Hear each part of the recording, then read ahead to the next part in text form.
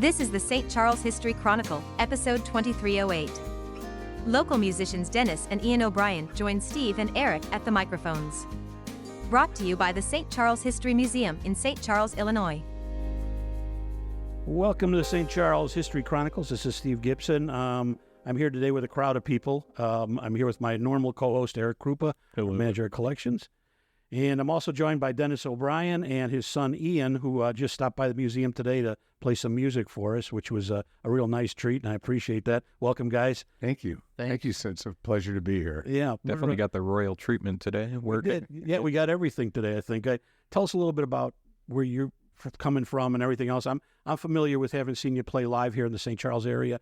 I'm assuming a lot of people here in St. Charles are also familiar with you and a couple of different permutations of bands that you've had here in the St. Charles area, right? And can you kind of fill us in on your history here in the Valley?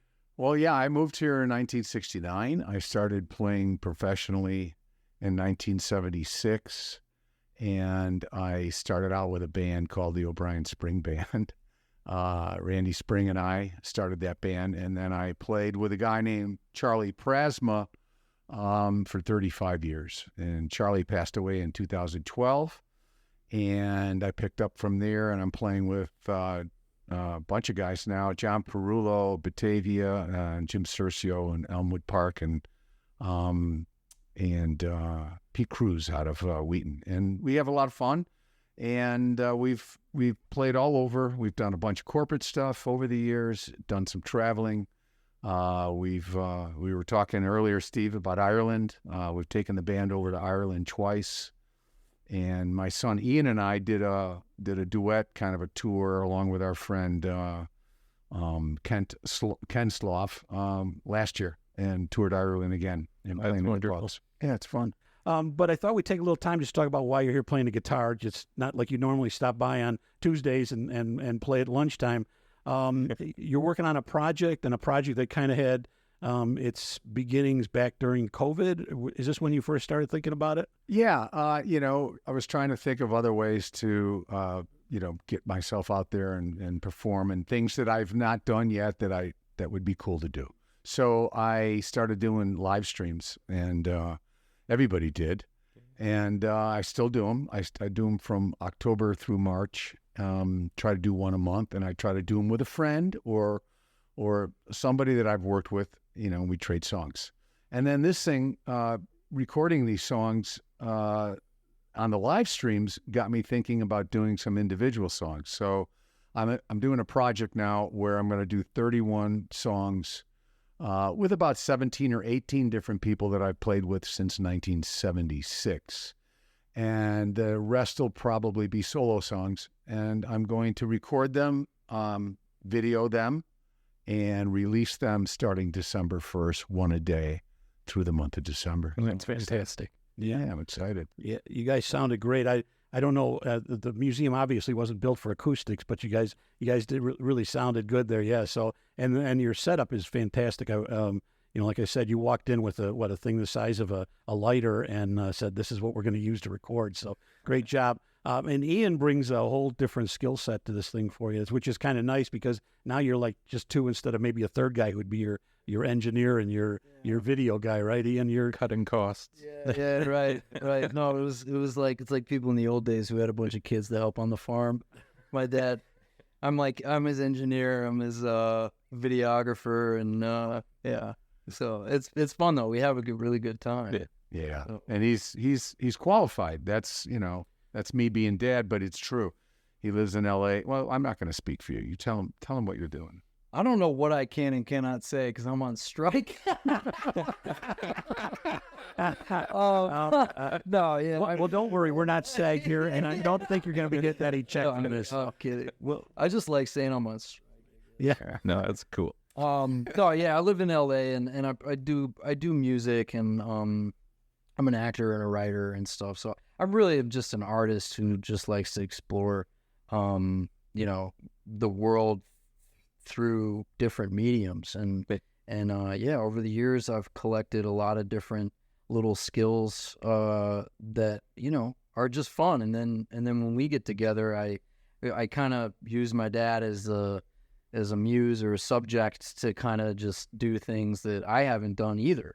So when he's doing something that is new for him, and then I'm like, well, that's cool. Let's see how we can kind of collaborate artistically and see what comes up. So yeah. What got you into doing it? Would it be your father at all, playing music? Or, yeah. Oh yeah. I mean, for sure, it's got to be the number one inspiration. Yeah. I mean, ever since I was little, I was, real little. Like some of my first memories are listening and seeing him play, and with Charlie and Randy Spring, and two, just loading in and loading out, and so I was kind of there you go. ever since I was a little kid. So it just seemed it seemed like a natural thing for me to do with my life. Yeah. It's great. It's great. We kind of talked a little bit about COVID and the world pre and post COVID and stuff like that.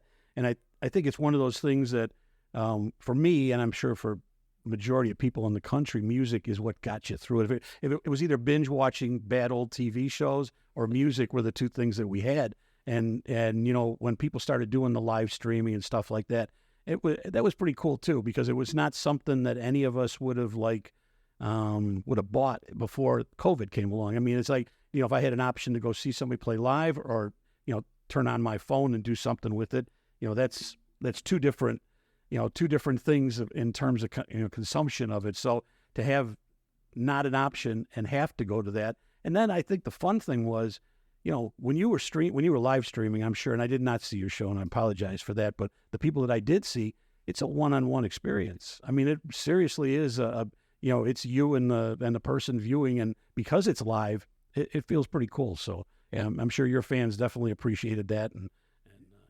It was a little awkward at first when, you'd finish a song and there's total silence. And unless you use Zoom and you can see the people that are... Or unless you're in my band. That was Eric, by the way.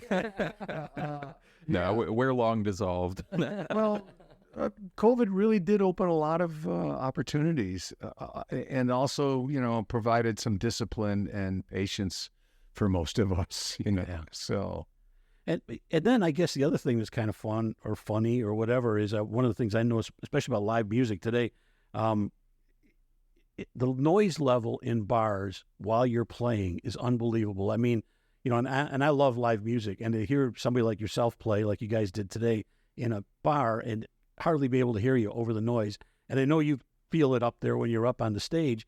I think I kind of had this expectation that we sat quietly in our living rooms, and maybe when this is all over, we can actually sit and enjoy music. Because, I mean, you're in my age bracket here. When we used to go see live acts, you could drop a pin when somebody was playing. I mean, people went, downtown to Quiet Night or something and sat there and absorbed that thing, Today, you really are a jukebox. You're really playing in a background thing, and it's just a shame we kind of lost that, but hey, it's a really good point you make. And back in those days, they were doing more cover charges, which it wouldn't hurt them to do or try to do again, because when people pay to see you or hear you, they usually do be quiet. Yeah.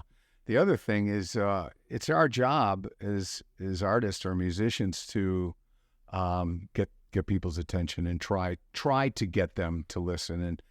And but some places where we play, it is definitely like a concert, while others is, Yeah.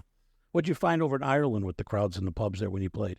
They love American music. In fact, when we first got, we were putting our first trip together, I said to Shay Clark, who was our guide, I said, Shay, I'm really nervous. Do I have to learn any Irish songs? And he goes, no. What do you think? Do I want you to hear Americans to hear, play Irish music? I'm like, good. He goes, but they do love John Denver. So I did learn a couple of John Denver. Yeah. I saw Luca Bloom and Roisin Dove in Galway. And Luca is Christy Moore's brother. And Luca's got his own style of playing and stuff. But he's got a cult following almost to him. And so the Roisin was a very small room to begin with. And I was literally sitting like 5 feet away from him.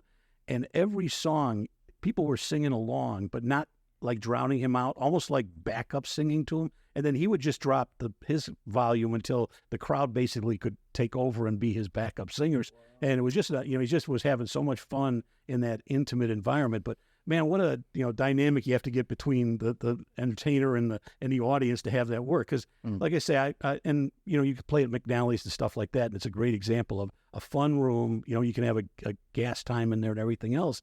But other times it's kind of like, I want to change my seat and get closer so I can hear something, instead of the guy talking on his cell phone at the bar. But every bar's like that. McNally's not the only one. No, but Sundays at McNally's it's like a concert. Whereas when they did have music on Friday nights, I respectfully declined to play there because I said, you don't need me, you don't need us there. It's a big tangle. It's busy and noise. Yeah. So. Well, I got off on a sidetrack there, but I talked to you a little bit about it. I just want to kind of get your feelings on this. One of the things that Eric's working on right now, we've got interns working on everything else, is we're doing the history of music at St. Charles, and it's going to be one of our major exhibits next year. And it's really an interesting thing. I think you sent me an article yesterday, I think, about a guy getting a cornet. We had a big brass band here in town, everything else. We've got an exhibit on the World's Fair, 1933 World's Fair.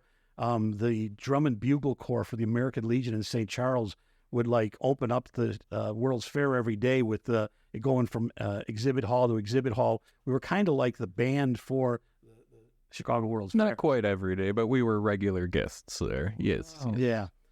And it was St. Charles. Now, the tie-in was St. Charles was celebrating its centennial in 1933, just like Chicago was. But the cool thing was, I think, that literally this little town out, which seems like in the middle of nowhere, especially from Chicago in 1933, really, had this representation. And then it was musical. So when we look back at this stuff, this city, John Philip Sousa played at the Arcada 3 times. Yeah. And actually, once he actually led, sorry. Go ahead, Go ahead. Yeah, so the first time he came here is with the Great Lakes Naval Station Band, and he led a march down Main Street with the people following in tow. In 1928, he came to the Arcada Theater, gave a regular performance, which was well received. And in 1930, he actually gave another performance at the Arcada and led the St. Charles High School Band, which would have been quite the treat if you were a child back then. Wow, yeah. And I believe he died in 32, so, he wasn't really around for much longer, but it was a cool little thing. That's a great claim to fame. And when we start talking about it, because of Colonel Baker, who created Hotel Baker, and the Norrises, who created the Arcada Theater, we had this 1920s thing that happened here that was also very cool. All the top stars were here, big bands, all this other stuff going on. And then we get into this kind of lull, and then I was telling you, we mentioned the poster in there with the Who showing up at Alibis, which the Jaguar Club is what it was then. It's known as Alibis today here in town. They were downstate, and somebody asked them to come up here and play the gig up here. They showed up, and they played basically like in somebody's basement almost. Clapton played here with the Yardbirds. He bowed out halfway through, though, because he had a fever, allegedly. Yeah, I heard my friend Ken Slough that I told you went to Ireland with us. He saw both those shows. Oh, no kidding. And he's older than me. I have to point that out. Yeah. So, yeah, he was here, saw both those shows, and was like, wowed. Of course, St. Charles has got some wonderful history, musically and otherwise, Well, we also want to not focus just on the past or people who have been here as well, or major stars or anybody that's actually broken through somehow. We also are trying to focus on every local musician we could possibly find, because every musician has had a great career, whether they want to admit it or not. They've brushed, if you've been in the game long enough, you've brushed shoulders with some of the, great session musicians, great people, great famous people, if you may. So we're just trying to collect the stories of everybody's personal connections with this town as well, how they kind of came to the town, what they like to do. We want to kind of make an Alan Lomax kind of recording archive where we do an interview and have them play like a song at the end of it, where we could have like a digital music archive that we could share with the people of St. Charles and anyone that comes through here. So that's one of my great idea. That's cool. Yeah. So I like that a lot. We're going to have fun with that. Well, I appreciate you guys taking time. I know you got a busy day here. Now you got like 30 more days of recording to do, right? You got one down and 30 to go. And then editing. And then, but you didn't make any mistakes. I both of these songs that they did here, I can tell you were one takes. They were fantastic. Down about it. It was a straight. Well, we can pick up our sleeping bag. We've been out there for 3 days. Get rehydrated. You guys will be all right. Yeah. But I really appreciate you taking the time out and talk with us today. For real. Thank you, guys. We're honored. Thank you so much for having us. Thanks a lot. Eric, anything else you want to talk about today? I just want to thank everyone out there for listening, and thank you guys for coming in to actually serenade us during lunch. And we will be back with another podcast soon. Talk to you all later. Thanks. Bye.